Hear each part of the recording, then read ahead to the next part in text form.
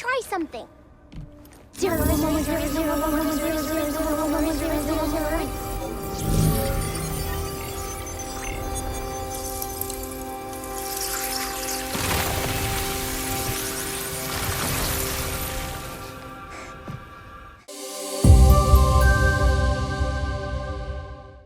What's the ideal length of a game? Many will tell you that it depends on the genre, but also, no, you're wrong, and how dare you. An open-world game like Crimson Desert promising hundreds of hours of gameplay can be just as valid as Ghost of Yotei, which wraps up its plot in a relatively comfy 30 hours, with additional content nearly doubling that time. Marvel's Spider-Man 2 said stand back and only asked for 29 hours to finish everything.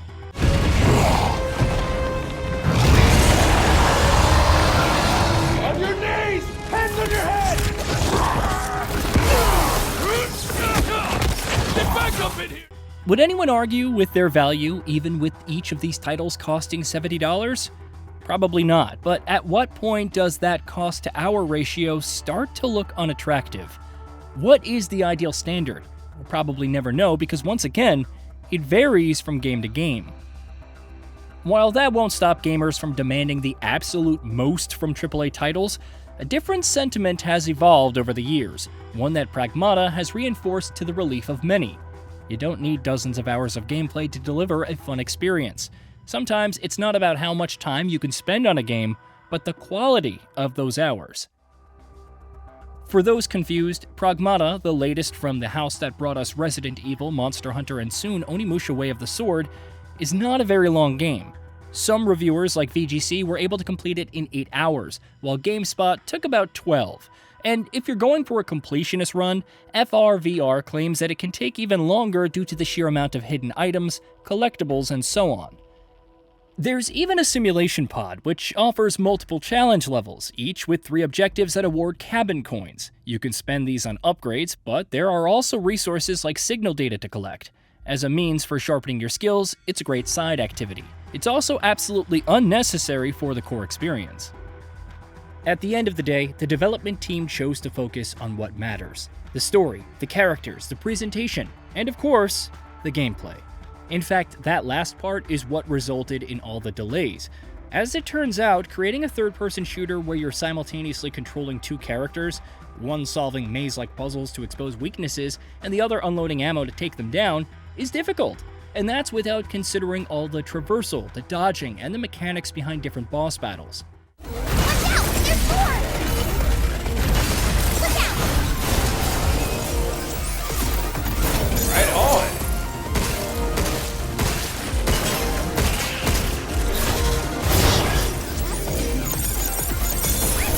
Take that! I mean, just think back to all the Resident Evil games released since June of 2020, when Pragmata was first announced. How many of them have deviated from the third-person or first-person norm? You know, aside from Requiem, which featured both. And this isn't to take anything away from the series, aside from maybe Reverse and Resistance, which can rot in oblivion. It's just that this is a third-person gameplay loop that no one, not even the many companies known for decades of such experiences, has ever attempted before. And it's genuinely enjoyable. It's easy to get into, somewhat difficult to truly master, yet still satisfying, especially as more and more systems get thrown into the mix. Of course, it isn't skimping on presentation either. Don't let the lunar base setting fool you, it's a stunning mix of far-future NASA-like structures and robots that occasionally cross the uncanny valley straight into my nightmares. Hugh and Diana, the protagonists, are especially detailed, from their facial expressions to their animations. Seeing them venture through these environments laden with stellar reflective surfaces and incredible lighting is immensely enjoyable. In fact, there's so much technical wizardry about, like the team painstakingly creating a replica of New York to ensure it looked AI-generated and inventing realistic hair tech that would be adapted in Requiem, that some players may never even know about. All of this topped by an endearing story with strong characterization that doesn't overstay its welcome. It doesn't suffer any bloat. For all the secrets and optional activities, it's fairly linear. You don't need to grind, which, to be fair, hasn't been a thing for the developers' games outside of Monster Hunter for years. And in this day and age, where it could have easily demanded $70 for this level of production quality and sheer gameplay innovation, Pragmata only costs $60. Yes, even on Nintendo Switch 2, amazingly enough. The fact that games like this are being made, that too, with more than enough resources to ensure their success, is noteworthy. Heck, it even threw in a little extra to ensure Pragmata runs fairly smoothly, though you can thank the sheer controversy drummed up by Monster Hunter Wilds for that one. How was that? I want to do my part. I know I can help.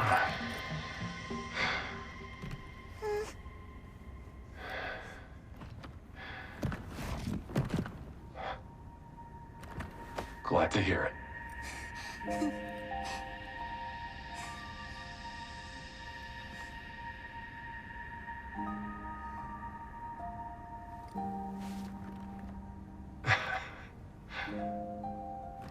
I'm counting on you, kiddo.